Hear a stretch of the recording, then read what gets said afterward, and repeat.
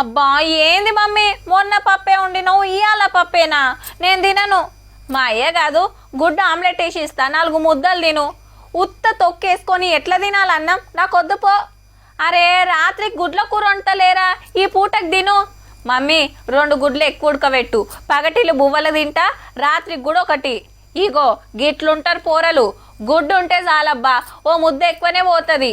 ఇప్పుడు గీ ముచ్చట ఎందుకంటే ఇక అంగన్వాడీలా గుడ్డు బిర్యానీ పెట్టబోతురులా పిల్లలకు. ఆరానికి 1 రోజు, కుదిరితే 2 రోజులు కూడా. ఇప్పుడు అన్నంలా ఉడకబెట్టిన గుడ్డు పెడుతురు కదా, అట్లనే ఎగ్గు బిర్యానీ పెట్టాలని డిసైడ్ చేసింది గవర్నమెంట్. పిల్లలు మంచిగా కాయిచేస్తారు, కడుపు నిండా తిని మంచిగా ఆడుకుంటారు, టీచర్లు నేర్పించిన 4 అక్షరాలు నేర్చుకుంటారని గీ ఆపొచ్చిన.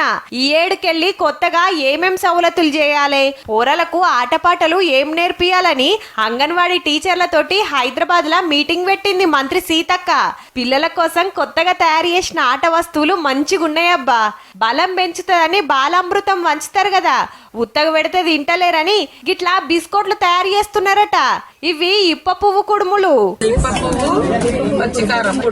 గర్భిణీలు బాలింతలు సుత వస్తారు కాబట్టి పాలు, గుడ్లు, ఇప్ప పువ్వు లడ్డులు, బలం గల తిండి పెడతట్టు మెను మారుస్తారట చెప్పున్నే. ఇటు చూడుర్రి, ములుగుల పిల్లలు క్రికెట్ ఆడుకునే సౌలతి చేసినాక మంత్రి మేడం సుత బ్యాట్ పట్టిందుల్లా.